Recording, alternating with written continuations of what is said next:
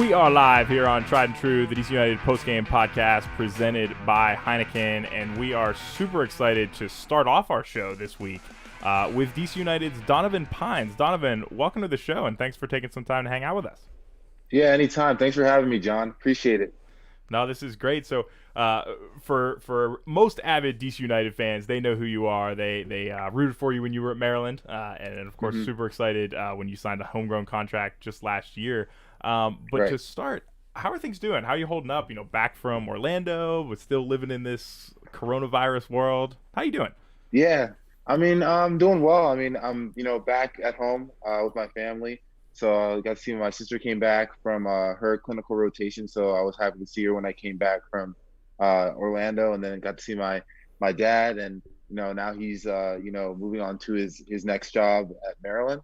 Yeah. So he's the president of Maryland right now. So I got to see him in his new house, and seeing all the new things he's doing for the university, making a change and making a difference there.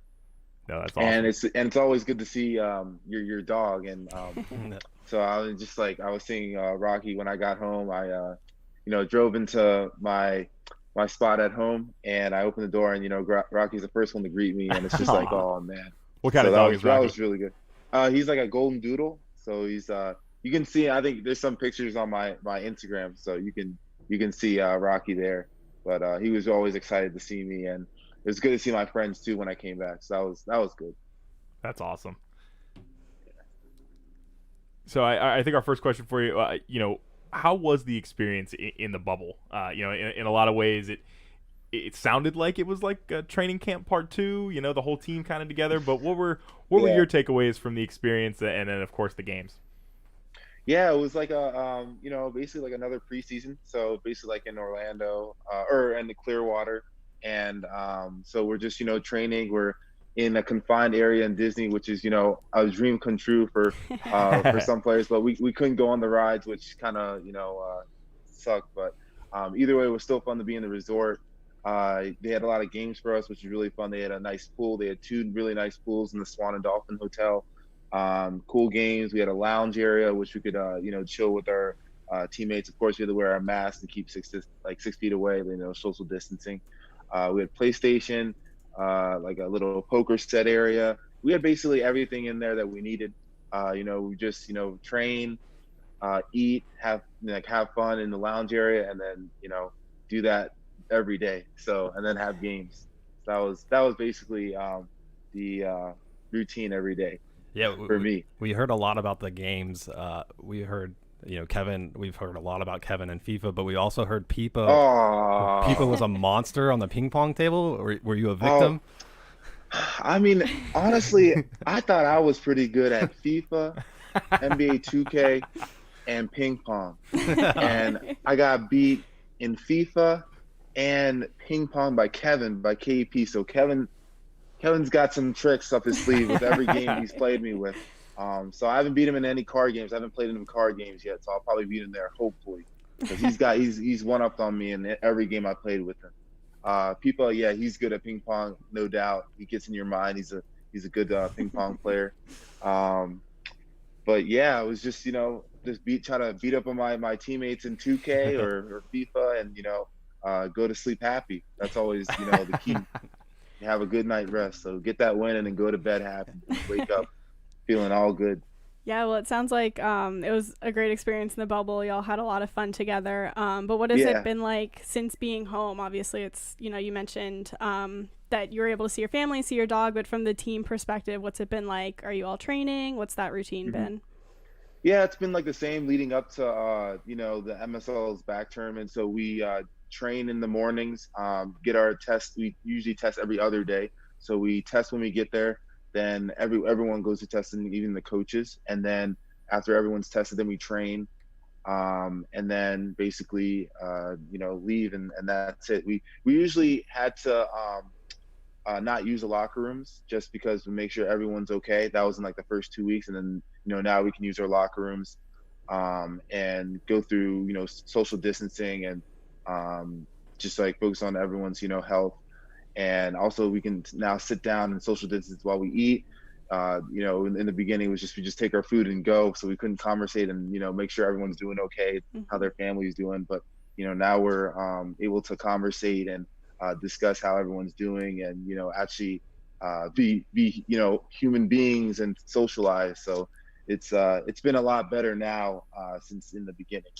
So that's a plus. Starting to be a little bit more like quote unquote normal, I guess. Yeah, so that's what I'm saying. Like it's been kind of like really interesting, because it was just kind of weird in the beginning, just not saying anything, just like getting our food and just be like, all right, we'll see you tomorrow. So that was the thing.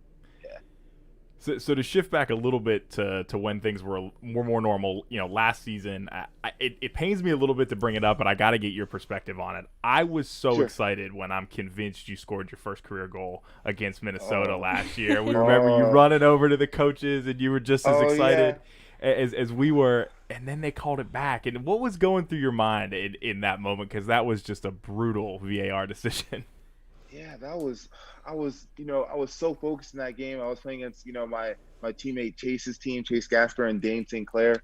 So, you know, I really wanted to, you know, play hard for them and, you know, just have fun. And also, before the game, my trainer, this is actually pretty interesting. My trainer said, "Donnie," I'm like, "What's up, Goody?" He's like, "I think I have a good feeling you're going to score today." And I was like, "Oh, wow. Oh, well, thanks, Goody. If I do, I'll run straight over to the training staff.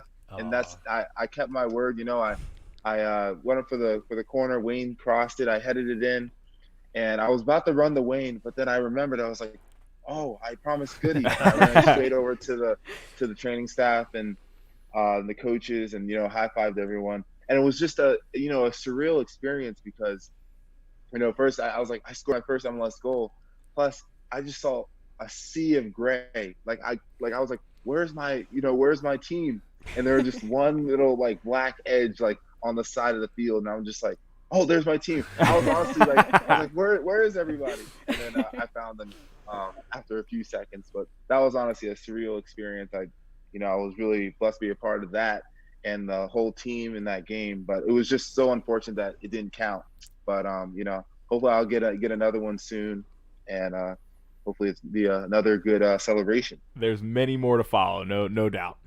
Yeah, thank you. We're definitely going to count that in our book, and we'll always have that memory of that you. Means a lot. Wheel Thank it away. you. Yeah. Unfortunately, it doesn't go down in the record books. But Mm-hmm. you're one of the guys, last season especially, that did a lot of double duty between both the first team and with Loudoun United. Did you find that helped you kind of grow into the role, or you were doing several games back to back, especially over the course of last July, I think it was. How was that experience? Right. That's a good question. So, I really wanted to just, play and make sure I could play at a high level. So coming out of, the College Cup and, winning the College Cup, and I just wanted to show that I could play in the next level in the USL. And it's okay that I didn't, start immediately going into the MLS. That's okay for me. I was just like, maybe I'm not ready. I just need to get my bearings straight, make sure my mind and I'm mentally grounded and focused on what I need to do to, clean up my skills, to make sure I get prepared for my first start. And it was fun. I really enjoyed playing with Loudoun. I think it was really fun seeing the guys on Loudoun that I knew maybe in college and, growing up. So it was fun to play with them. And it was just good to be a part of that new team, because that was their first year. And it was really fun to be part of that team and organization. And, it'll be fine if I still go back there, because I really enjoy playing with Loudoun and under Coach Ryan Martin. So it was good to see him, because I kind of played with him in the academy too, as he was a coach for one of my teams growing up. It was like U16 or something. But yeah, so it was just it's really good to be a part of both teams. Yeah, we love watching you play for both teams. When you are with the DCU first team, we know we've got to talk to Brillant, and he's shared his experiences in MLS with us, and Birnbaum's been with the team for a long time now. Are those your mentors in the locker room, or is there someone else we might not think that is a mentor to you? Oh man, you could say that they are my mentors. I mean, they are my center back partners in crime. So they really teach me when I was playing consistently at the MLS level with them.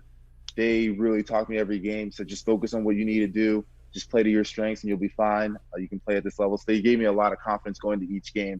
and they really trusted me. So I really appreciated their confidence in me and putting confidence in myself and just trusting me as I went through my rookie season. So I was really thankful to have them behind my back. Also, like another influencer on me was Quincy Amarikwa. His mental strength league. We heard you mention the MSL earlier. I was almost going to let it slide, but I knew Quincy left his mark. He's always thinking. That's the thing. He's always thinking. So as a rookie player, I don't really know the mental grounds of the game in the professional level. So he kept me grounded and really helped me level up in each aspect of just staying focused and keeping your bearings and keeping your feet in the right direction, your head in the right direction. And he was a really good influencer on me and the young players. So it was like me, Griffin, Antonio Bustamante, remember him? Yeah. So just he was a great influencer just for my my mental side of the game and just staying focused. That was good. Yeah, that's awesome. That's great to hear. You've mentioned a couple times having grown up in the area. Did you grow up going to DC United games at RFK? Yeah, I did. I was ball boying some of those games growing up. Oh wow! I would yeah. So I would ball boy, some games at RFK. Also, I ball boy games at Maryland too. But there was one game I'll never forget where Andy Nahar was playing, and I think I was maybe 10. I don't know. I was with one of my friends. Yeah. And we were ball boying. Yeah, we were ball boying a game, and I was right behind the goal, and I could just feel the atmosphere, and I could feel he'd take the touch, and I knew he was going to take another touch and shoot it. And I'm like, oh, he's in my high voice because I had a high voice. I'm like, who's going to shoot it? Oh, wow. And he shoots it. He shoots the top corner. And I don't know if you still have this. They still have the clip, and it's. I think I remember I saw it a couple years ago, and I put my hands up it was and it was crazy. It was an unbelievable experience because they ran to the corner, and I wanted to go, but I had to stay doing my job behind the goal. But it was really fun. It was a good experience. We're definitely gonna have to look up that clip. Yeah. That's gonna be our homework to try to find it. You probably can't see my face, but you can know that's me because my hands are up. It was just a great experience. It was fun. We're live with DC United's Donovan Pines here on Tried and True, the DC United post-game podcast presented by Heineken. If you've got questions for Donovan, feel free to send them in using the hashtag Tried and True DCU. So one of the things at University of Maryland for you was overlapping with Chris Duyasham a little bit. So how does it feel to train again with a college teammate? Yeah, I think Chris is another brother to me on the field and off the field because he always had my back when I was in University of Maryland and kept tabs on me and also another influencer on me because he's such a humble guy, nice guy, and he knows the game and he's always a good person to talk to when you're in doubt or just need a pick me up. So I always appreciate Chris, and on the field he's a great competitor. We always compete against each other. He's a right back, I'm a center back, but if he's bombing up the right side and he's on my right side as the center back, I try to stop him in his tracks. But it's always a good battle playing against him in training and in practice, and I love to see him always do well on the field as well. So I'm glad he's back on the field. He's doing well. And it's just good to have another, University of Maryland player on the field and on DC United. Yeah, that's awesome. We love to see it. Kind of sticking with the college mindset for a minute. I remember the DC United a little while back posted a picture of I think it was training or something like that, and it was a bunch of guys goofing off on the sidelines. And I remember you were sitting there with a biology book studying. So we know you're very studious. Yep. And obviously, it runs in your family. You mentioned your dad's the president of the University of Maryland. Do you see kind of an academic career afterwards? Are you going to join academia? Have you given it any thought? That's a really good question again. Right now, it's kind of funny because today I had a good talking to from my dad to keep doing my classes because I had to switch from biology to environmental science, and I was kind of mad about that because I worked really hard in biology. Yeah. But then environmental science is also a good major as well for what I really like to do.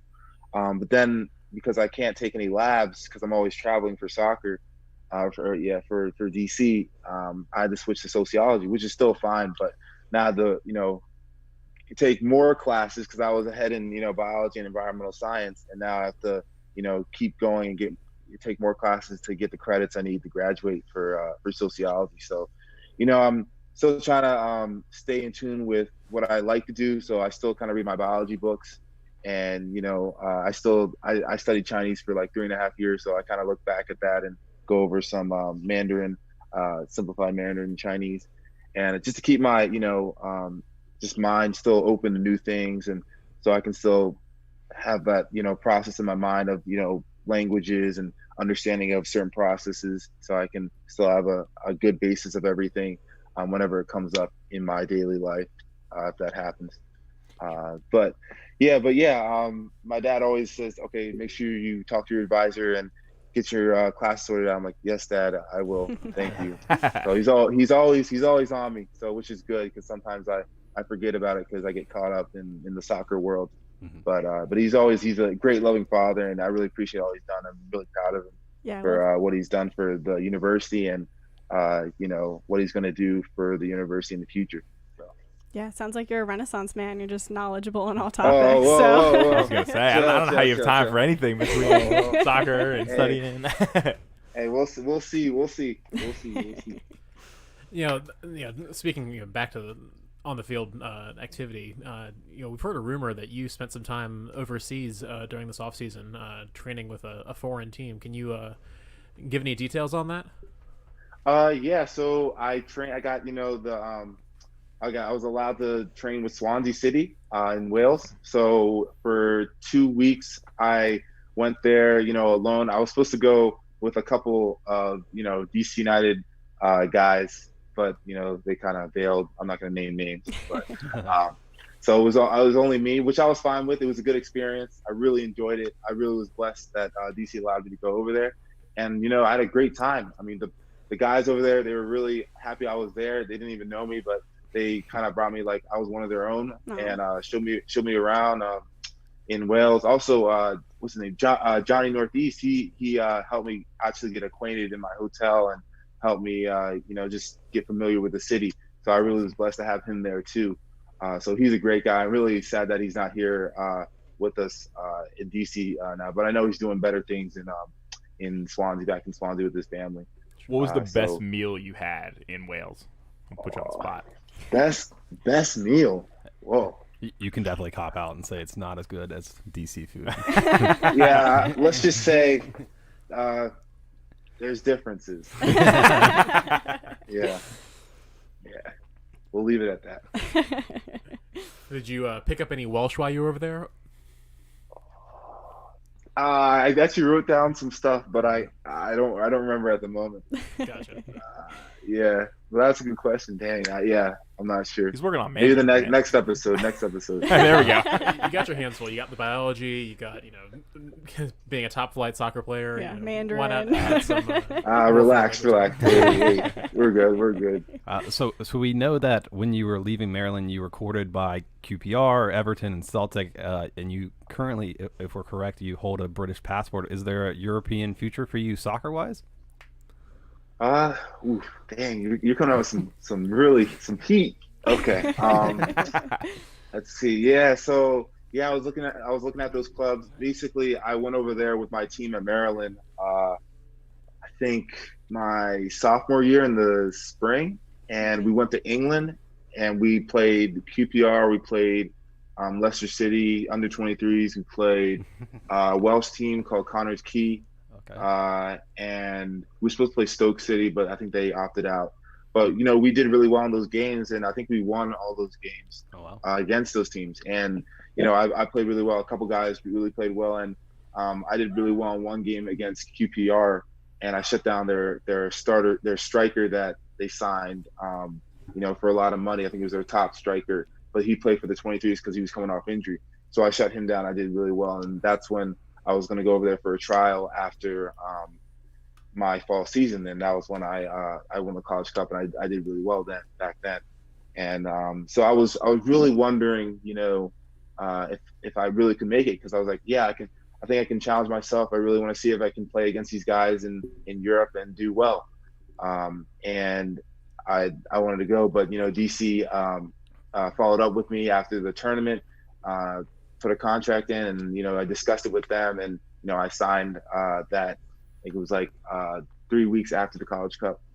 Nice. And so then, so it was a lot of, what if, am I going? I was about to go, and then, they quickly called me and said, they offered me something, and I went from there.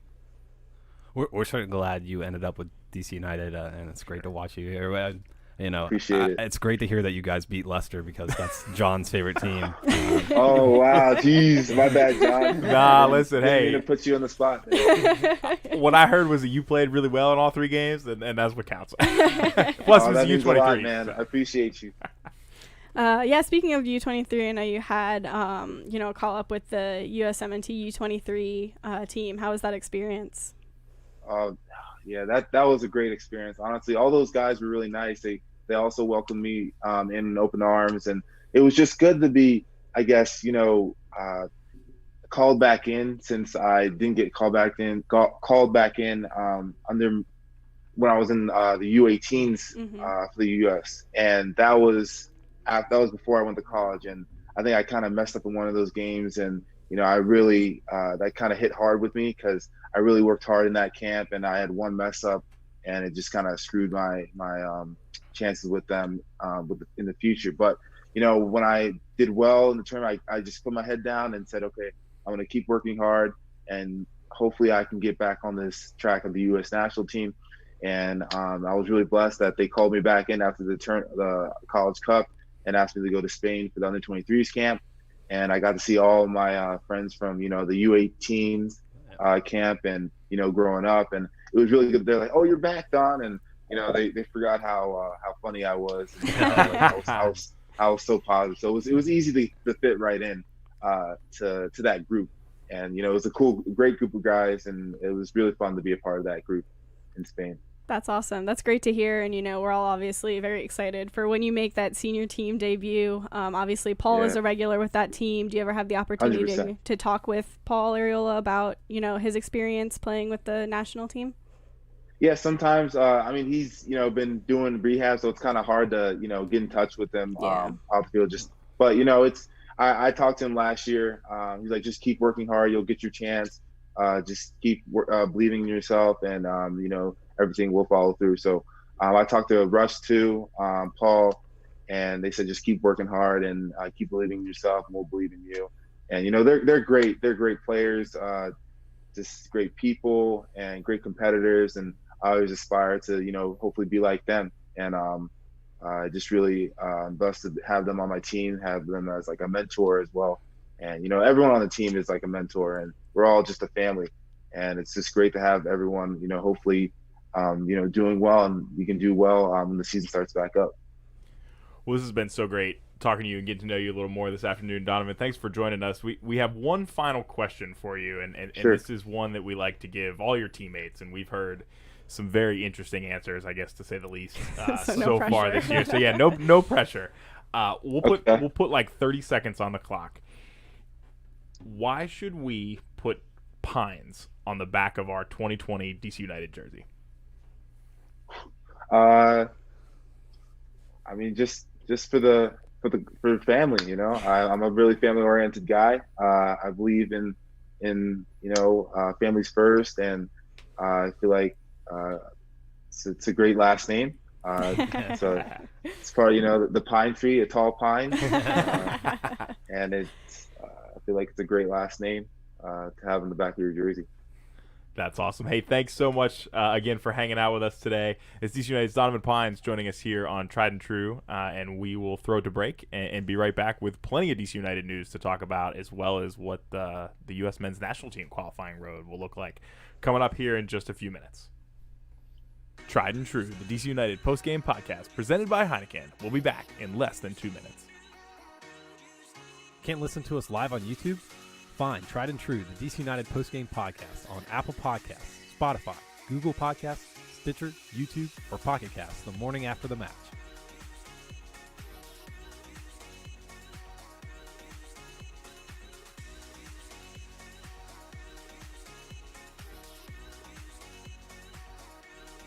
Tried and True, the DC United postgame podcast presented by Heineken. We'll be back in less than 90 seconds. Hey, thanks for listening live. If you want to join the conversation, let us know what you think in real time using the chat on YouTube Live, on Twitter using the hashtag TriedAndTrueDCU, or text us at 202-892-6328.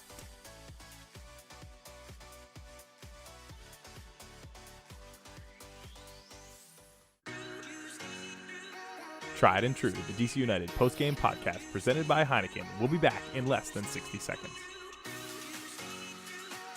Let us know what you think between games on Twitter at hashtag TriedAndTrueDCU or email us at triedandtruedcu@gmail.com.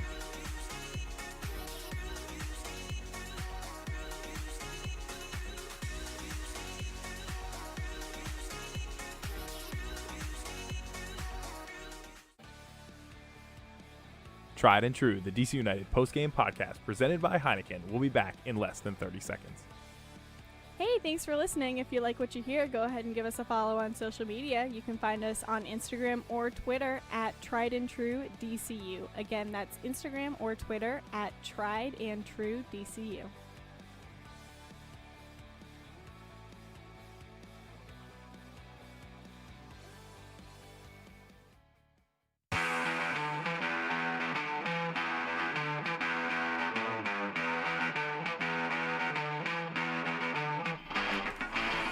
And we're back here on Tried and True, the DC United post-game podcast presented by Heineken. No game this week for the Black and Red, but we're going to talk a little bit about what that's going to look like soon.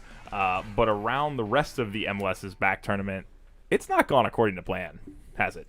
It has not. This tournament has been wild. Yeah, into the Final Four now, and I've admitted on the show, I've admitted to you guys outside of the airwaves, I generally have to take some time to myself when my team's eliminated, regardless of the sport, regardless of the team, right? So I did not watch the first couple matches of the knockout rounds, but I started to get back into it. And so if, like me, you guys have stepped away from the tournament for a bit, Portland, Philadelphia, Orlando, and Minnesota are the Final Four, just like we all saw coming. Right, yeah. I'm pretty sure everyone thought that was going to happen. No, it's just been upside down in the league so far. Since he was decent for a while, and Minnesota is one of the better teams. Orlando beat LAFC the other night. Crazy. So maybe DC United are good. It's just this tournament is backwards. That's what I like that. Season. Take some of that. Any tournament that has Orlando within 2 games of potentially lifting a trophy, it's got to be upside down. I think one of these 4 teams has made an MLS Cup. I don't think. Yeah, Portland's won, and the other 3 haven't. The other 3 haven't even made a conference final. So this is a very strange occurrence for sure. I will say, I know we get to. I mean, DC United fans love to give hate to Orlando, but if they win the tournament, there's 2 asterisks. It's not one, it's not a real cup, and then 2, it was in your backyard, so that doesn't really count. I think it will be interesting, yeah, once this tournament is finished. If one of these teams, if it is their first kind of victory, it's their first trophy, their first meaningful MLS win. It'll be interesting, how they're gonna put the Mickey ears on, right? Oh, I would love to see that, but it'll be interesting how how they tote it, how they promote it in a couple years, how they still talk about it, and then how the other fans will also talk about it. I mean, the crazy part is Orlando have been good, and they've been fun to watch, and it's been it's tough to rag on Orlando right now. They're fun. Yeah, I mean, you watch their game against LAFC the other day, and going into that, you absolutely expect that the juggernaut that LAFC has set up over the last season or two would roll right through them. But frankly, when Orlando scored late to tie it up and sent it to penalty kicks, it was a result that you expected to come, and then things come where they may when you get to penalties. But Orlando deserved that tie, and sure did. Had the opportunity to put themselves through, and they did. So who do you guys got winning it?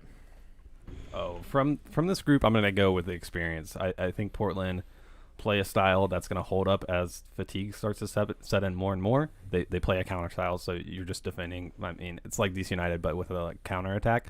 So you defend most of the game, and then you wait for 1 or 2 chances. So I feel like that lends, like I said, with the fatigue, with these hot summer nights, I have them going for it, and then they have the experience of winning a cup final. I mean, they didn't win the most recent one they've been to, but they've been there before, and they know what to do. That's what I was going to say. Yeah, I think they have experience in the bigger games, but I also don't put my whole emphasis behind that, because this tournament has just been crazy, and I could totally see like Orlando pulling through, or Minnesota capitalizing on this shot, even Philly just taking it all away. Like, I could really make a case for any of these 4 teams, because they've all just been playing really great #MLS is back soccer. I think if Orlando wins, they have to make that their home stadium from now on. Like, forget the one they built in downtown Orlando. They have to play at Disney from now on.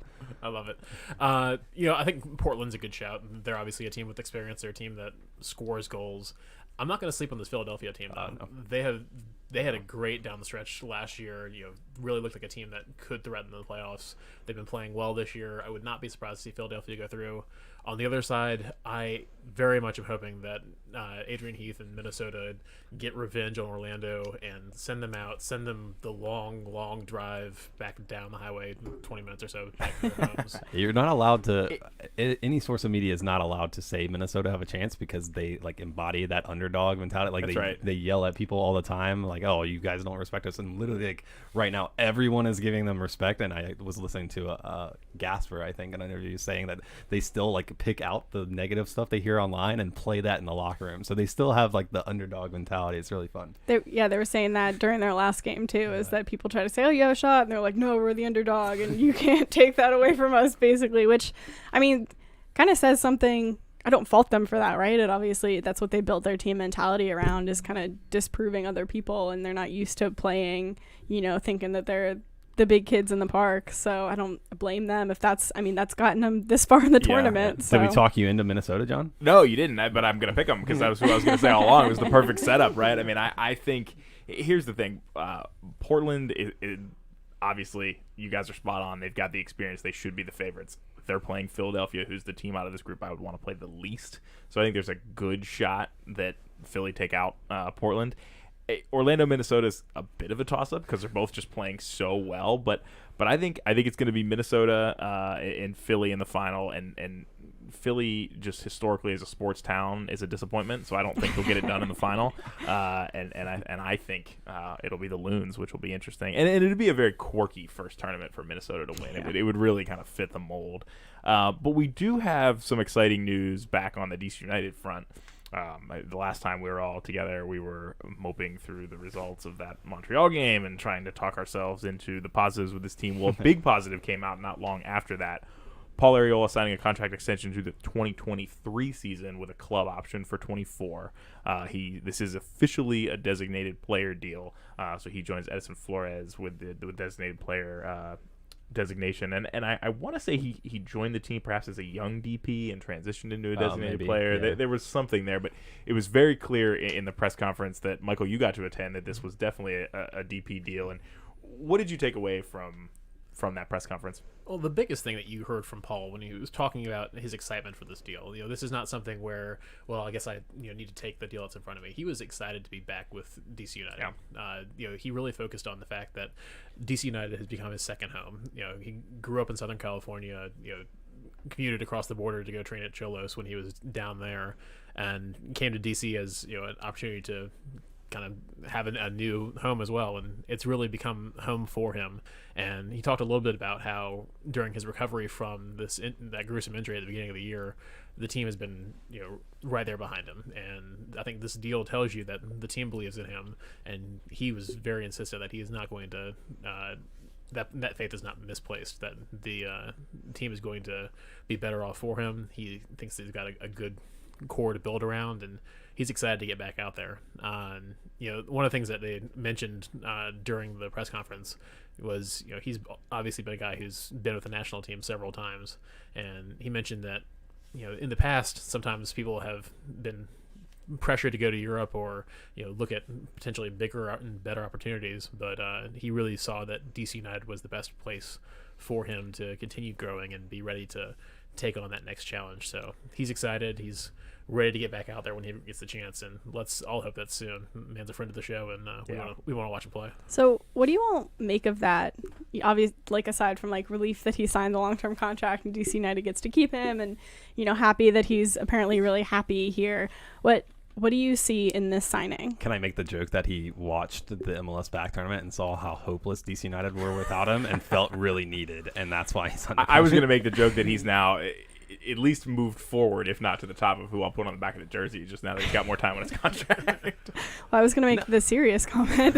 No, go ahead. No, also serious, but we got to talk to Paul the first week, so if you haven't seen that episode, definitely go back and listen to his interview, because we dove into that a little bit. Like, how does it feel being here and you have a traumatic injury that sometimes ruins players' careers? And DC United, which, I mean, knock on wood, that doesn't happen to Paul. I don't think it will, just because of his work ethic. But DC United supported him from the very get-go. Yeah. They immediately started these contract negotiations, said, hey, we're here for you. The owner reached out to him. It was great. And Paul seemed to think or feel those same sentiments. Yeah, I mean, it's no secret Paul's one of my favorite DC United players, so I was over the moon for this news. I think one of the things that I saw online a lot that was a very good point, especially talking about how he sees the team as his family. He mentioned he's been here through two of the toughest parts of his life. One, he's obviously living right now with his traumatic knee injury, but he also lost his father while he was playing for DC United. And, that to be able to say that about the club, that they, not only supported you, but were your family during that time. And I mean, this kid grew up on the other side of the country, which, we talk a lot about, English soccer on the show and how close together everything is. But, like, this is far. It's far away from Southern California. And so I think truly I put a lot of stock in what he said there about, like, this is a club he wants to be a part of. This is his family. Here he did buy a home in Ashburn, it sounds like, which is right in line with the new facility that's going to be out in Loudoun. Making the moves to really put down roots here and be with the club. And yeah, it's great news. And it's exciting that he seems to be part of the national team picture, going forward too.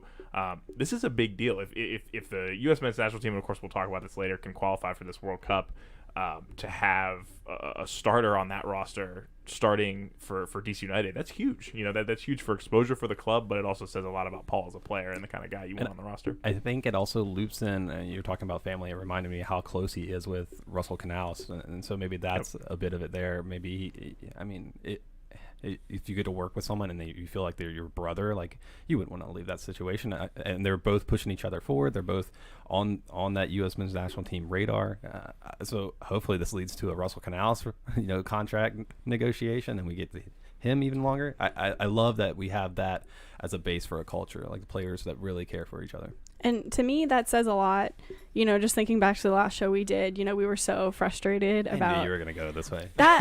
Sorry. I'm going to turn it positive. But, we were so frustrated with how the team was doing. And we were so frustrated with some of Ben's answers in that post-game press conference. And, we definitely talked about that in the last show. But a comment that John made that I just, have been coming back to in this week and a half or whatever since the last show is that, Ben's never lost the locker room. You can say at times that he's lost the fans, that, people are really frustrated with him, but the locker room has always been behind him. And I think this is like the epitome of that you have somebody who's a USMNT regular, one of our better options along the wing. He has options. Exactly. Yeah. That's what I mean. So the fact that he so strongly feels that DC United is the place for him, especially because part of what we talked about was that lack of offensive creativity. And how it might be hard to convince offensive players to stay here and that they're going to be able to grow here and really set themselves up well, either for an entire career here or for their next move. But, we saw that Paul, that's what he believes he can find here. And that to me is just super telling that there's something going on, like, in the locker room and in the talks that the team has that the fans aren't privy to. And I think I'm just excited to see that happen. And it does give me hope, because we were super sour after the last game and after, this whole tournament really, but it does give me hope going forward that there's still a plan that just hasn't been seen to fruition. And I feel like that builds, if I'm an attacking player considering an MLS team and I've watched a U.S. men's national team game where Paul's tearing it up, I'd be like, yeah, I'd like to play with that guy on the right wing or at center midfield where he plays. I'd want to play with a guy like that. So, that kind of builds on itself, and it could be a fun time in the future. Yeah, and that locker room culture has to translate onto the field at some point. You can't just have a group of guys that are happy to be there with each other. But I really do have to give kudos to the DC United front office for making this move. There is risk involved here. This is a guy coming back from a serious injury.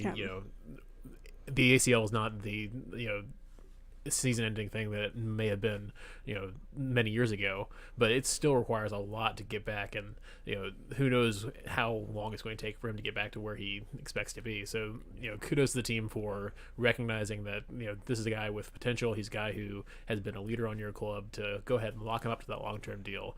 How many years did we go saying, hey, why won't this team sign a DP? Why won't this team try to make those big name signings? Yeah. To have a guy like Paul Arriola, and he's been working for us, and to go ahead and bring him back for the long term. Props to the front office for recognizing that need and filling it. Yeah, it's a partnership, between Paul and the team, and both parties seem to be, very excited about where it's headed. And speaking of partnerships, we're excited to announce. What a transition! I knew it was coming. You guys give me no credit. We're excited to announce here as Tried and True that we're in a partnership now with Across the Pond as the official DC United podcast of Across the Pond. We got to check them out this week. I know Sam, you and Joshua were regulars long before I was. Or maybe still I'm working towards becoming. But they're a great bar. They show all of the soccer games. They're also a Giants bar, which is awesome in my book. Would they say a Packers bar too? A Patriots on Patriots the other side. bar. But yeah, they've got awesome food. They're open for both indoor dining, outdoor dining, and takeout right now. We actually went and sat inside, just kind of get a feel for how that was working before we formally endorsed them on the show, right? And I'll tell you guys, I haven't seen contact tracing done in a couple months, and that was the first thing they did. So if you're feeling uneasy at all about dining out or dining indoors, these guys were 100% by the book. It was great to see. The food's great. Yeah, the tables were all spread out. I want to say that there was hand sanitizer on every table. There were a couple on the bar. There was one when you walked in. Like you said, they had the sheet for contact tracing.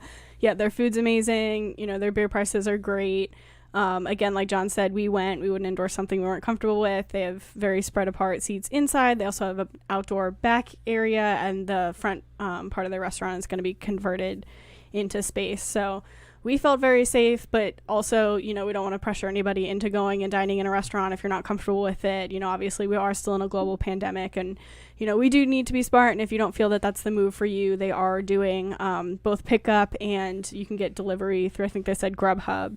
Yeah. So we would absolutely recommend doing that.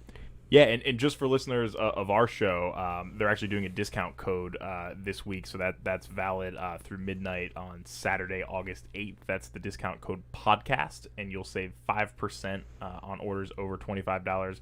That's valid for carryout, for gift certificates, if you eat in-person inside, in-person outside, phone-in orders. They've got happy hour from 3 to 8 every day. That does include weekends, which kind of blows my mind a little bit and is awesome. And of course, as I mentioned, they're showing all of the soccer games all of the time, and that includes the championship final on Tuesday, Brentford-Fulham, a little bit of a West London derby, which I'm excited to check out. And of course, the Europa and Champions League games come back this week as well. So check out Across the Pond and tell them your friends from Tried and True saying you're using the promo code podcast. Yeah, they're great. I hope everyone gets a chance to check them out, however you're comfortable. So speaking of soccer, which we talk quite a bit about on the show, obviously, return to play rumors have hit. You just said we give you too much credit, and then that. Somebody's got to move the show along, right? Jeff Reuter and Sam Stayskull. Thank you, Joshua. Speaking of moving along, plans for return to play are coming along. That's right. That's where we're headed. They broke some news last week about what the post MLS's back tournament life would look like. The high-level rumors would be that there was 18 games in the cards for all the teams coming back starting later this month. That would bring the total, for those of you keeping score at home, up to 23. There were 2 games for every team before the pandemic. Of course, the 3 group stage games that didn't go so great for DC United count in the MLS's back tournament, and then 18 more. So the very young season if they can pull this off. Nashville and Dallas, of course, were the 2 teams that had to drop out of the MLS's back tournament because of a number of positive cases on both teams. They're scheduled to play each other 3 times to make up those games, and there's rumors that could start as early as this Friday in Frisco. So with the MLS's back tournament winding down, the quantity of games winding down, we could have some Dallas-Nashville action to fill some of the empty slots in your calendar. But that's 3 times back to back, though, right? or something crazy like they're making up the games they missed in the tournament. It's just crazy to me. I jokingly was like, we were talking about how they're gonna have to make up the games. I was like, oh, they're just gonna play each other 3 times, like totally jesting. And then you were like, yep, they are. Yes, that is actually the plan. But I don't know how else you do it, right? I mean, start of a rivalry. Well, 2 teams from different conferences, like. However many games that we're going to do, there's no way that we're actually going to have a balanced schedule. To be fair, they were in the same conference. Yeah, different conferences. But different conferences for the remainder of this year with Nashville moving to the East. It's going to be a challenge for sure. Yeah, and it's interesting. That's by no means the only challenge. And we'll talk a little bit about Major League Baseball's challenges, the USL's challenges, but just right now, the border with Canada is still closed. So obviously MLS has 3 Canadian teams, and the early plans here would be for the rest of the season to be divided into 2 phases. The first phase would be a 6-game round, 6 games per team from the August 22nd through September 13th. And that would actually have the Canadian teams playing only against each other in Canada during that time. So going to be some interesting fixtures racking up there. Obviously, Toronto and Montreal played in the same group as DC United, so they've seen each other once already this season. No chance that the schedules are balanced at the end of this year.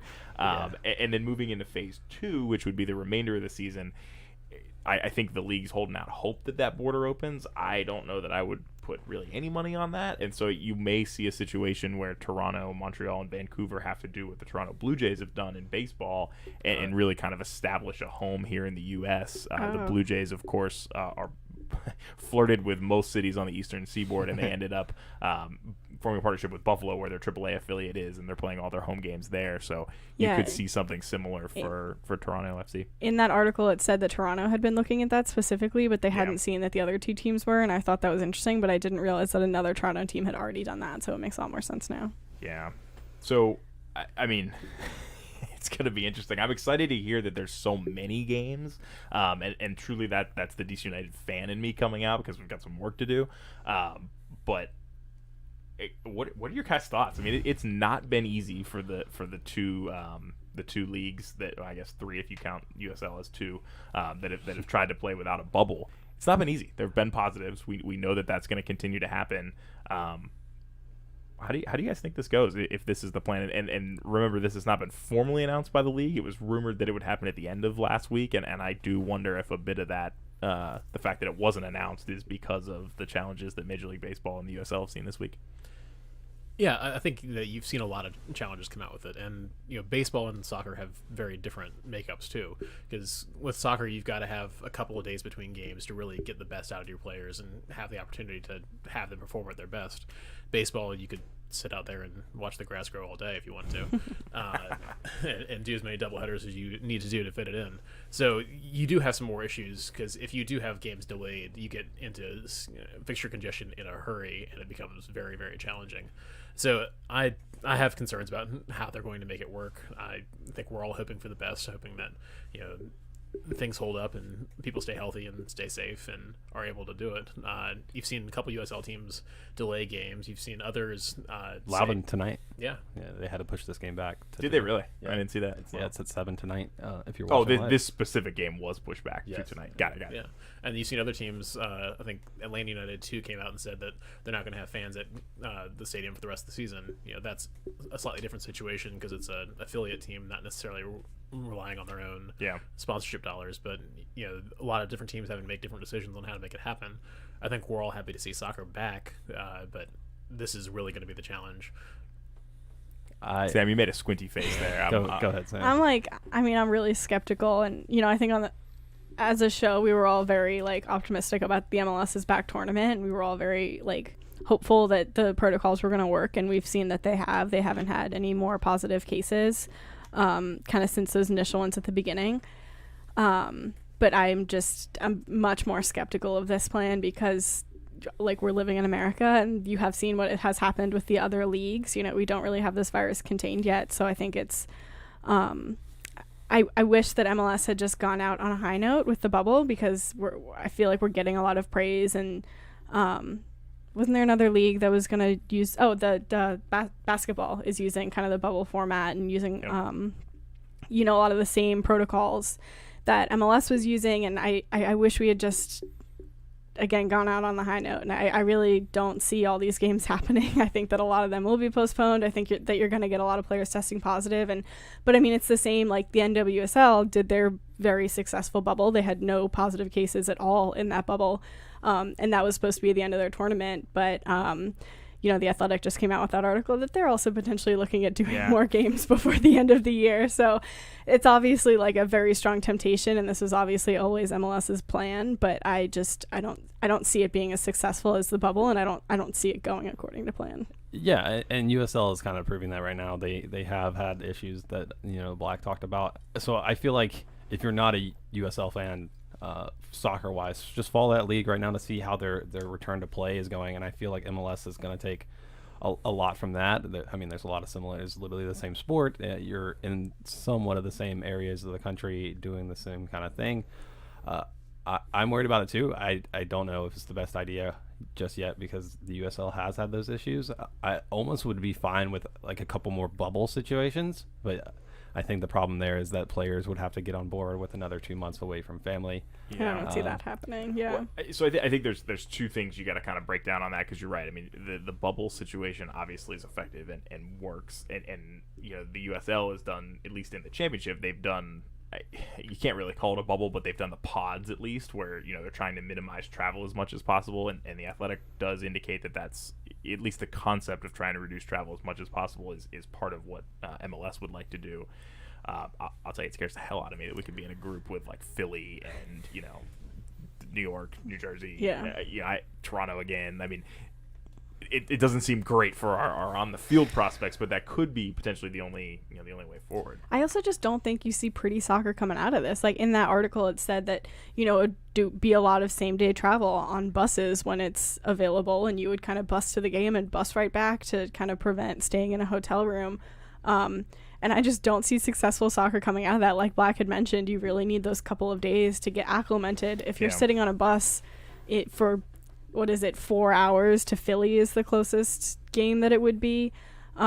Which way are you going to Philly? Like via roundabout? Pittsburgh, West How Virginia? Long is it? It should be like 2 hours. It is not that close, is it? Well, we usually had a ton of traffic. Sam hasn't traveled in a long time. Yeah, I guess without traffic, you're right. It would be a lot less. But still, like just sitting for an extended period of time on a bus and then being expected to play a soccer game and then playing that soccer game and then having to sit back down on that bus for hours on end. Like players are going to lose their legs. Injuries are going to happen. It's not going to be pretty soccer, and I think the players are going to be pretty upset about it. Yeah, I think it's going to be interesting if they end up going back to another bubble situation. That's going to be another round of negotiations between the league and the players. Yep. I would love to see a more extended bubble instead of just 3 games. You play several more. I don't have a and that just be it. Like that be the season, or I mean, if or that's is what it a Band-Aid again? If that's what you have to do, I think if you say have a lot of games get postponed, you say, hey, we've got to come in, we got to say play a bubble starting in late October and then have that run through November and call it a day. Maybe that's a way to get some games in, make it happen. But I think will also be interesting to see what the players said. Donovan on our show earlier was talking about it was mostly a positive experience. A lot of the guys were nervous and understandably so going into it, but most of what we've heard afterwards is, hey, MLS did this right.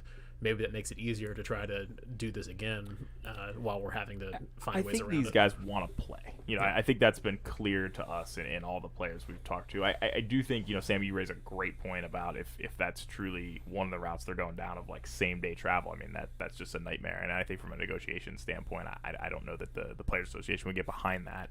I do wonder, there's not a ton of travel going on right now. I mean, the league could conceivably have each team rent out a couple floors of a hotel near the stadium and just have those for the next several months, right? And then the league could take over sanitization of those, or they could work with the hotel partners. Like, it feels like there's ways that this could be made better than what you described, but it would definitely still be. It's still going to be challenging. And one of the things I heard, it might have been on Roach's podcast earlier this week. I listened to a few of the other DC United podcasts this week, but they were talking a bit about, talking about ugly soccer. This is going to be the third week 1 for DC United when it comes back, right? And so it wasn't pretty at the beginning of the season, but we're like, we got 34 games to get better, and it wasn't pretty in Orlando, and we couldn't get out of the group, so we only had 3 games there. And if the situation that the Athletic described can come to fruition, I think you've got that time for this team to actually build chemistry and get better. But man, if we go to another bubble, I fear for this team again of just like how long does it take to get their legs under them and really start to build that identity. And that's where I wonder like what the value of this plan is. Obviously, I as a fan, I want all the MLS games all the time, but I'm just kind of assuming that not all of these games are going to be able to happen. Like some are going to need to be postponed and canceled, and it's going to be ugly soccer, and you're not getting, the season that we all thought 2020 was going to be. So again, I almost say you just call it a wash. Like I don't see the value. I don't think the value is sentimental at all. I think they want to have a plan in action so that if things change, if things start to open back up, they're ready to hit the ground running and they can start taking money from fans again. I mean, that's a good point. I don't see that happening anytime soon, though. Well, yeah, but I mean, it's a constantly evolving situation, and like John said, I mean, the MLS has bigger money than the USL by a lot, so maybe they could do a little bit more than the USL is doing. One thing that I see that we have our last bullet point on this subject is the stadium availability. There's a bunch of teams moving around, especially the baseball inhabiting teams. Yeah. But even DC United might until Major League Baseball's canceled. Yeah, right. Until tomorrow when they shut that down. But it would be maybe not even in DC for DC United games. Yeah, Pablo Maurer broke some of that news last week in The Athletic as well. And if you don't subscribe to The Athletic by now, I don't know. I don't know how to get you there. But it was a great article, and they talked about both Annapolis again, like we experienced, what was that, 2 years ago now, at the Navy Stadium, which was a blast, or out in Loudoun at Segra Field, and pros and cons of each. But I think the first point really is that the teams are working at this, right? Like you don't enter those sort of discussions, especially with an external partner like the Naval Academy would be, if there aren't some sort of like, we really think we're going to do something. Yeah. Segra, in my mind, is probably more ideal because DC United owns that, so that would be no money really lost there. Obviously, there'd be some sort of dollars exchanging hands to play at the Naval Academy, but it comes down to like this is all because DC, the District of Columbia is probably not going to allow fans at Audi Field, and I guess I'll start there. Like with you guys, do you with the way the world is right now, like, do you want to go to a live soccer game in person? How do you feel about that? Well, can I throw it back to you first? I know you put a poll on our Twitter. Yeah. What were the results of that? People were still livid about the game that they just watched. That was some of the second. I try to put a funny, thing on there, and most people were still pissed about the game. But if you take out those results, an overwhelming majority of folks said just play it at Audi without fans. That's what I thought, which was interesting to me. And I wonder if that comes because people, at least the individuals who took the poll, are not quite ready to be going to a game, so they figured you might as well do it in DC and be at home and have that home field advantage, whatever that is nowadays, because I wouldn't go anyway. So I feel like it'd be huge for the players to play at Audi versus the Navy Stadium down there in Annapolis for a bunch of reasons. But I mean, you're not going to get fans, really that many fans at Segra, so why not just have it in Audi where it looks nice on TV at least and the players are comfortable, depending on where the sun is. Yeah, I was gonna say. Yeah. I think for me, I want to be able to go and see a game in person to make that decision for myself.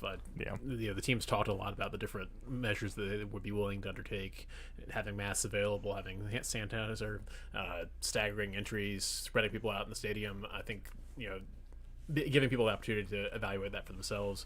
I can appreciate the value there. Yeah, is the gate giveaway a DC United mask? Because I go down for that. Right? Yeah, I mean, I think the way I broke it down in the poll was obviously just kind of where my head was at the time. But, like, yeah, Audi Field's home, right? The facilities are there. They train there now. Like, I think most of the players would say, yeah, we want to play there. If you go out to Loudoun, I can't imagine more than 1,000 fans. I think right now the county is at a 250-person limit.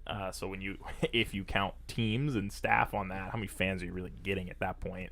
And I mean, it's a nice stadium, but it's also it's obviously a lower league stadium. So I think the players would want to play on grass, which they don't have out there, and of course they'd prefer to play at home. The wild card to me was at the time Annapolis, because it's bigger, so you could potentially put more fans in and still maintain a good semblance of social distancing. But Anne Arundel County has a maximum of 50 people right now for outdoor gatherings. So I would venture to guess that that's almost entirely off the table unless that changes. To answer my own question, I'm with you, Michael. Like, I'd love to check a game out, and kind of like we did with Across the Pond the other night, check it out and see how you feel. Yeah. But it's gonna be a challenge, I think of, some people say, oh, you just leave like a couple seats in between everybody. Well, I mean, we've all kind of been spending time together. We feel like we're in a good bubble, so like I don't need to have necessarily empty seats between the four of us, for example. But then the next party down, like, why don't we put like a number of empty seats there? Because I haven't seen those people probably since March, right? So the way they stagger in the stadiums are going to be fascinating when these teams return. And I mean, it's so much. It's also like how do you leave then if you're in the middle of the the stands? How do you leave past them? You have to wait for the stewardess to come let you down the aisle. And I'm maybe drinking a beer the game because I don't want to have to use the restroom with all those people. Exactly. Yeah, the food lines. They're not. They talked about having those open. I mean, will they though? Like, are you trusting that? Are you going to stand in line for that? It's going to be, it's going to feel like such a longer line because you have to social distance. Just use your very efficient DC United app to mobily order some food because that works. I mean, at the end of the day, it's all a revenue question, right? I mean, of course the fans are there to make noise and make that home field advantage, but, the teams are putting in work to try to find out how they can have fans so they can have additional money in their pocket in a season that's been very difficult financially, and we've seen that around the world. I'm sure, and I appreciate that, but I also wonder what the long-term ramifications are if there is an outbreak that's traced back to a game. I could see people canceling their season tickets. People were a little bit frustrated at the thought of having fans around Audi Field, just because that puts in harm, potentially the population of people who live around Audi Field. They're more susceptible then to the people who are walking to the game or parking in that area. They're more likely then to catch the disease. So I just think long term, like the publicity, like something's going to go wrong, right? We don't even know if the teams can play each other, let alone have fans there. So something somewhere is going to go wrong. And I think that's more of a publicity nightmare than just playing without fans. Tried and true are always the optimists when it comes to DC United and games in general. I was so optimistic about the MLS's back tournament. Like I fully believed that they were going to be able to get that done, and they did. I don't see them getting this done, mostly because of how the other sports have not been able to. Well, we're going to talk about another logistical nightmare when we come back. We'll throw it to break, and we'll talk about how we're going to play international games with an attempt to qualify the men's national team for the World Cup. So stick with us here on Tried and True, the DC United postgame podcast presented by Heineken. Tried and True, the DC United postgame podcast presented by Heineken. We'll be back in less than 2 minutes. Can't listen to us live on YouTube? Fine. Tried and True, the DC United postgame podcast on Apple Podcasts, Spotify, Google Podcasts, Stitcher, YouTube, or Pocket Cast the morning after the match.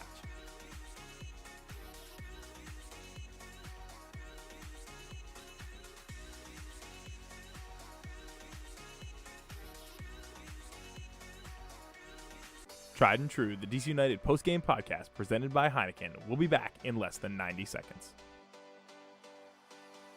Hey, thanks for listening live. If you want to join the conversation, let us know what you think in real time using the chat on YouTube Live, on Twitter using the hashtag TriedAndTrueDCU, or text us at 202-892-6328.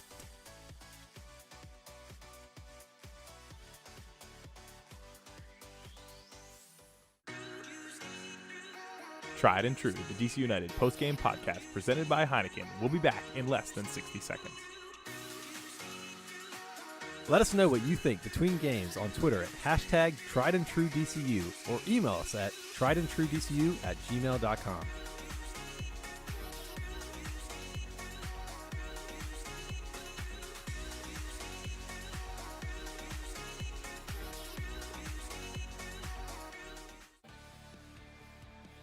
Tried and True, the DC United postgame podcast presented by Heineken. We'll be back in less than 30 seconds. Hey, Thanks for listening. If you like what you hear, go ahead and give us a follow on social media. You can find us on Instagram or Twitter at Tried and True DCU. Again, that's Instagram or Twitter at Tried and True DCU.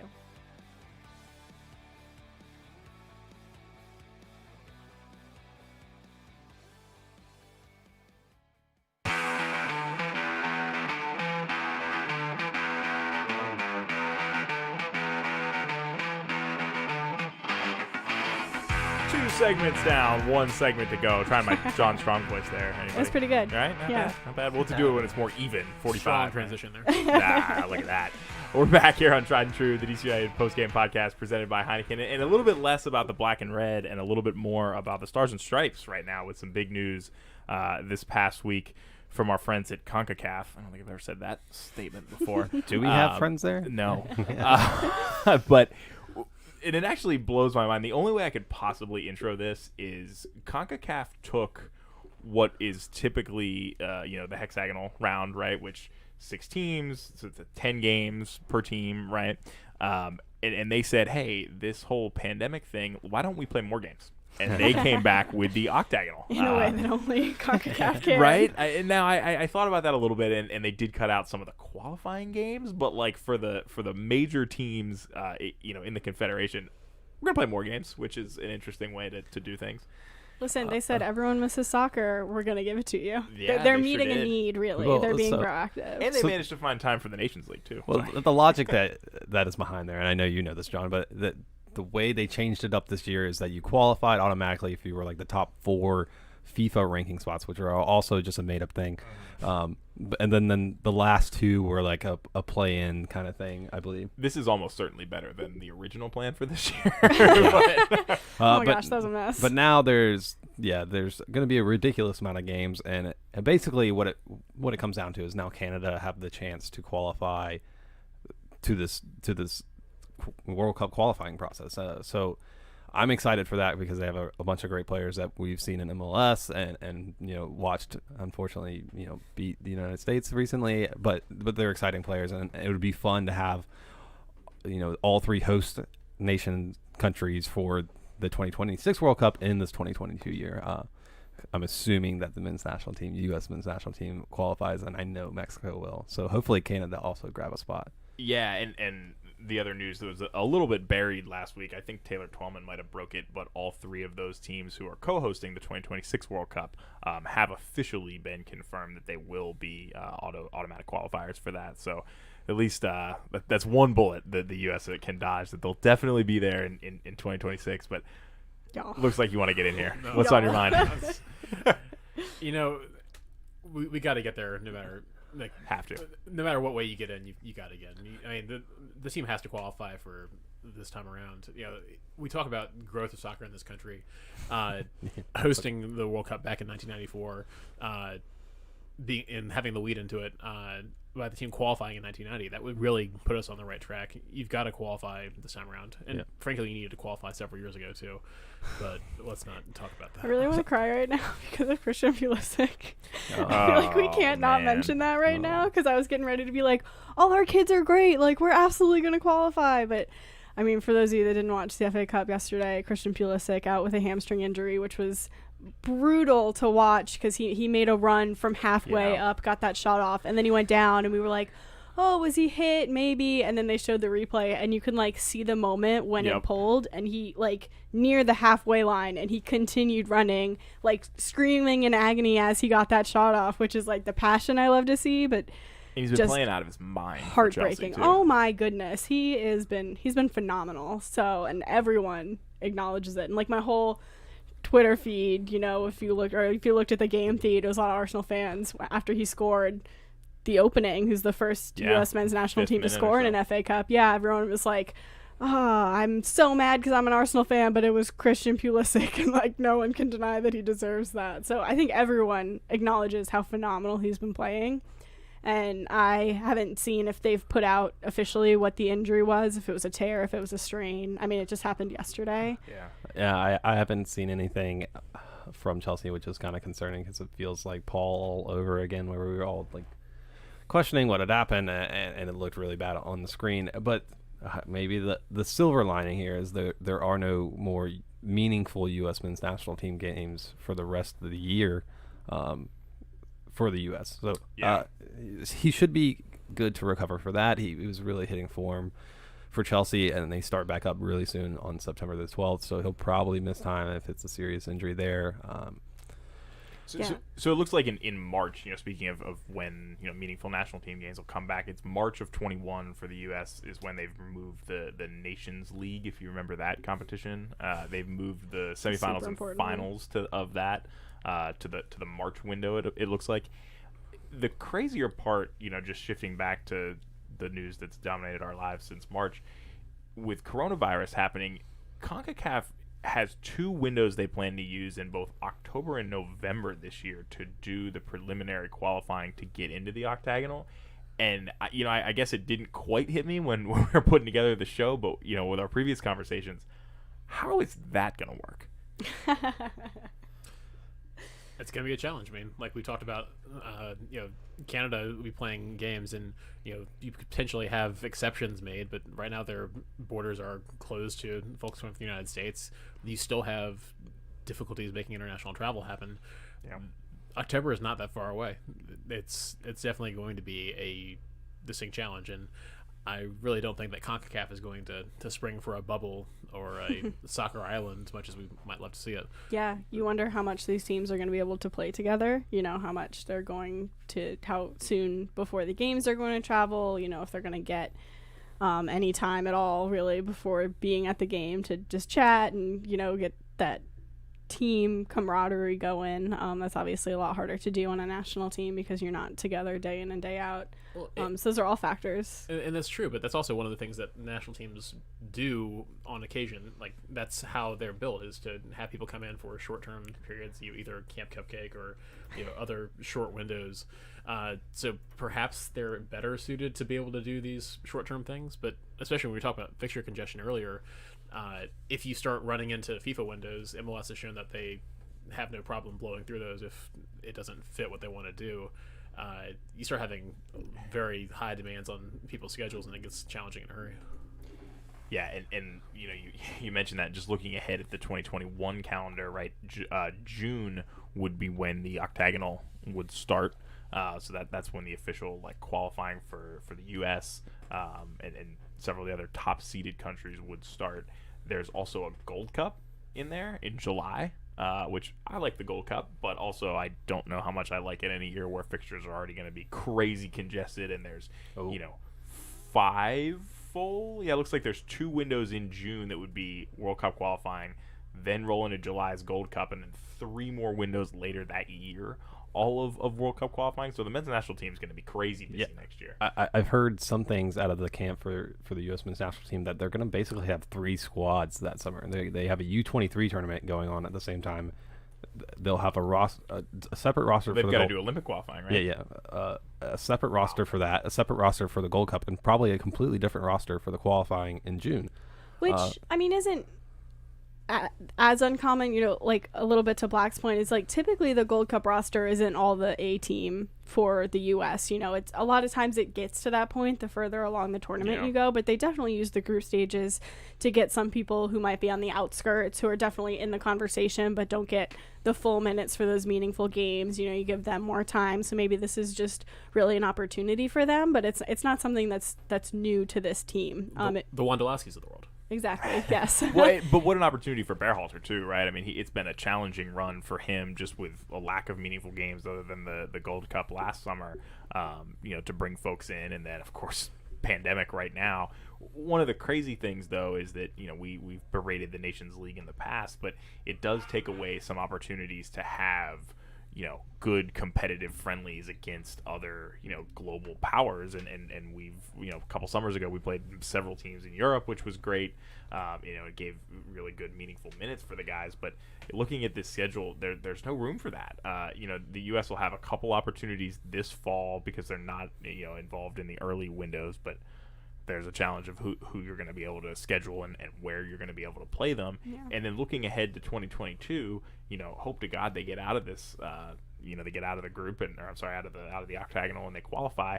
But then CONCACAF has done us the disservice of scheduling 3 Nations League windows in the lead up to the World Cup. And so the tune-up games, hopefully for the U.S., but really for everyone in CONCACAF, is going to be playing each other, which is frustrating. Especially going into the World Cup, you like to see, schedule Germany. Schedule a team like the Netherlands that just barely missed the World Cup the last time around, but they're able to play these games. You want to play better teams. The U.S. hopefully, but Mexico and the rest of CONCACAF aren't going to have that opportunity this time around. I'll fight you on this one, John. I don't think we need that. We had that last time, and tell me now how meaningful Bobby Wood's game-winning goal against the Netherlands is. He's not even with the team anymore, right? And the Netherlands is off on their way. We didn't qualify for that World Cup either. Right. And so it definitely did. I mean, that kind of helps. It doesn't help us to play. We got to beat our teams first. So I want to play Mexico 27 times before the World Cup. And if we can beat them, you just want to go to the Azteca, which I do too. I mean, yeah, I don't know how we got this far without mentioning that. But we're going to have a bubble on the Azteca. Daily perfect. I don't know where this is coming from, John. We're maybe the third best team in CONCACAF most of the time. Let's get up there before we start challenging. I disagree. I disagree with you. I agree with John a little bit. Is that you do want to see? Why are you shocked? Have you watched the men's national team recently? No, but when you're fighting the same people when you're playing the same teams over and over and over again, against Mexico, but you just get used to battling that style of play. But obviously, you can kind of cap, there's a style of play almost within CONCACAF. There's a style of play within Europe, and you really want to experience all of those heading into this tournament where you will be playing all of those styles. So if we play Mexico 26 times and we get to the point where we can beat Mexico, that's great. But do we know how to play against a Germany, a Spain, a France? Probably not. You're getting the B teams for those European teams. I'd rather. It doesn't matter. They're still ideally most of the time they're still doing the style of play that the A team is doing. So you're still getting used to adapting to different situations and playing different types of players. I think the important distinction here, because Joshua, you make a fair point, right? If we could schedule Mexico in every window, that would be fine. But that's not who you're going to get in those nations. You got to beat Trinidad and Tobago also. Well, so challenge me, come in, because we consistently lost to Canada. We lose to Costa Rica most of the time now because they gotten good. Mexico. When's the last time we beat them? Any of those teams in Nations League? You're going to get Canada and Cuba.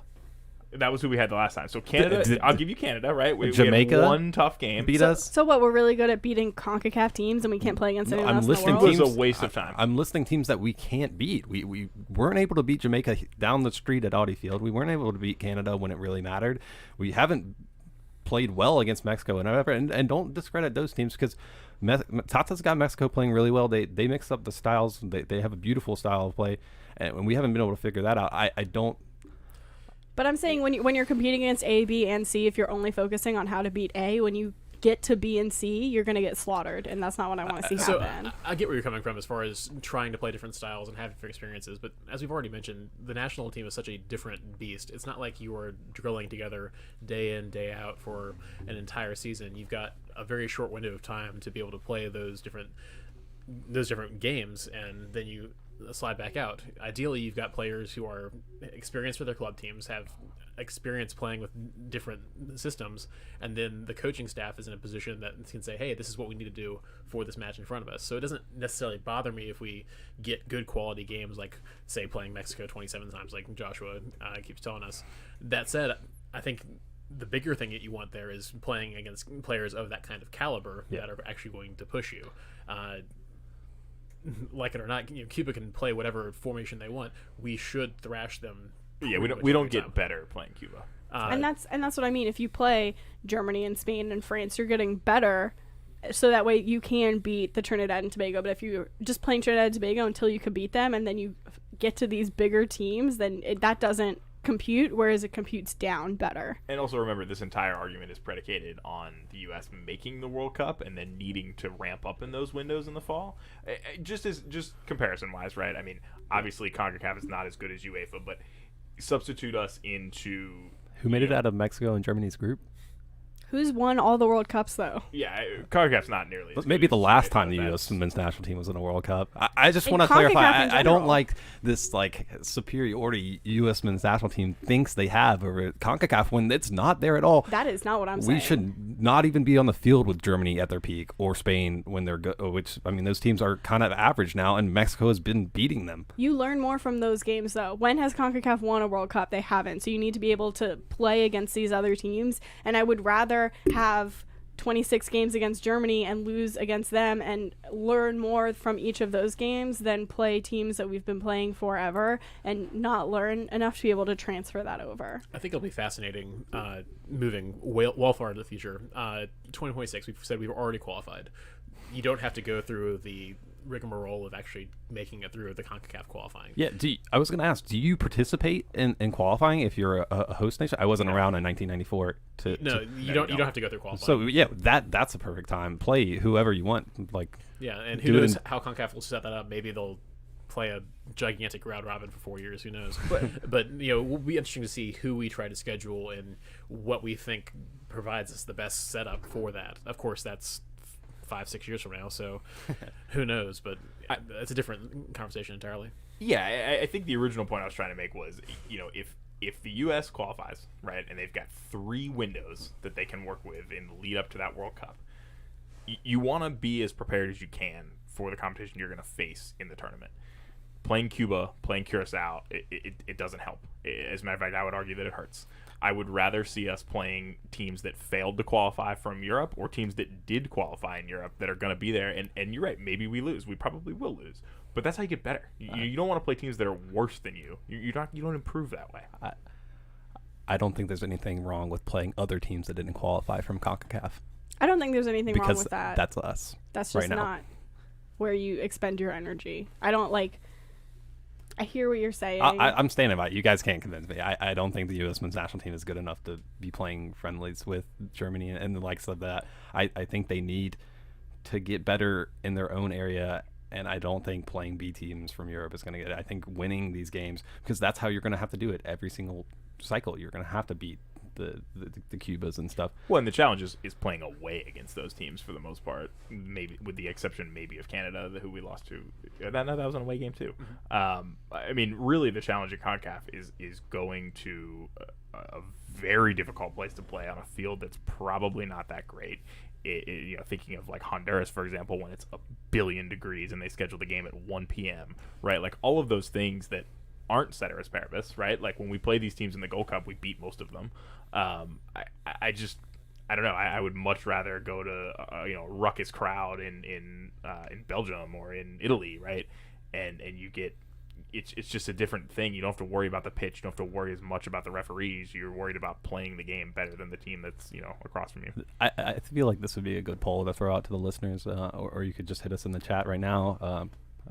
It's interesting. We don't know, right? We'll just have to see the approach the team takes and where that leads them, if that really correlates at all. I also think we have the advantage of more players playing abroad. We have players in England and Germany, and that they are playing against the national team players of these European teams. So I think that is giving them experience, and they're playing at a higher level than if they were to be playing in the States. So I think that does give a level of experience that we didn't necessarily see in this team that didn't qualify in 18. And one of those things that you mentioned, talk about the officiating, more than playing a team with a different style or a different formation, I think you do see a different kind of environment when you play with CONCACAF officials who That's so true. will let some of these teams that we think are not on the same talent level as the United States men's national team play a more physical style. That's what you do. You see it in MLS games too, where you've got a team that it's clearly more talented, but you slow them down, you find ways to disrupt what they're trying to do. If you have situations where you're playing these games, potentially with fewer fans or more limited environments, are the officials going to call it the same way? I think everything else being equal, you'd like to be able to play a lot of games against a lot of different styles, playing everything that'll come against you, and then hopefully by the time the cycle wraps up and you get into the World Cup, you're ready to play the couple of teams that the ping pong balls fall and sort it out. Well, and I think just to kind of round off the segment, Joshua, I think you and I are 100% on the same page at this moment in time with, you're right, the U.S. has not qualified. They did not qualify in the last cycle, and what they need to do right now is beat the CONCACAF teams. So today and even this fall, and I don't think they're going to have much of a choice with, travel restrictions and stuff, but yeah, right now their focus absolutely needs to be on beating these teams that are in CONCACAF, because that's the immediate path. I agree with you 100% there. I think I looked ahead to, if they get through that, right, then you need to shift your focus to playing, other teams in the world that you're then going to see in the next tournament. But yeah, I mean, to me, an ideal cycle right now would be playing Honduras away, playing Cuba away, right, because then you're going into these tough environments that you've got to get through first before you get to the World Cup. And then, as James Graham hits us up in the chat, maybe we can schedule in England or Germany or Spain and play against an elite team. Yeah, you're right. That was a fair point. It was potentially two different conversations we were having, but I think what? Yeah, some trash talking and that. I don't know. Pulisic's tearing it up against all those English guys. We'll see if his hammy's good. I'm excited for this team. It's completely different than, like Sam said, it's completely different than that one we saw almost, it's going to be 5-6 years ago. And I feel like they do well against both. There's a lot of promise. Yeah. Right? I mean, but Pulisic, obviously, we talk a lot about, hopefully future Leicester City great Weston McKennie is playing a big role in this team. We can solidify a full-time goalkeeper who's not named Brad Guzan. Zach Sutton's getting recalled, so could be between the sticks for Man City next season, which I don't know. I doubt, but it would be. I mean, even training in that environment, it would be huge for the men's national team. Absolutely. Get another Tim Howard caliber goalie, which would be great. Or, Bill Hamid caliber goalie. I mean, would also love to see Bill Hamid, yes. Well, before we wrap the show, we spent some time talking about soccer across the pond, but we got to shout our sponsors at Across the Pond here in DC. It's a new partnership we've formed. We're super excited. They've got great food, they've got great beer, and they've got a promo code for you. If you're listening to the show this week using the promo code podcast, you can save 5% off your order, whether that's dine-in, takeout, delivery, gift certificates, the works. Great people, great food. They're doing it all. Yeah, if you're not comfortable sitting in, then absolutely take out. We're not trying to pressure anyone to do that, but they do have fairly safe sit-in practices. So if you're comfortable, go for it.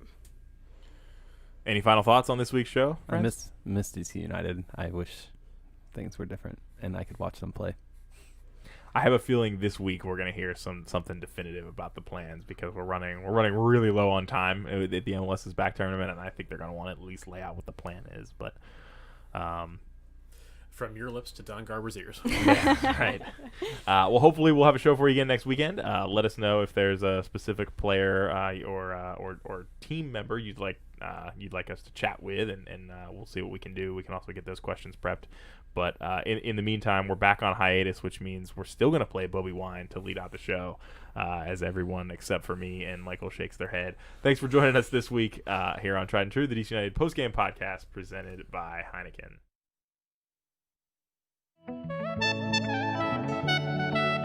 The bad news is that everyone is a potential victim, but the good news is that everyone is a potential solution.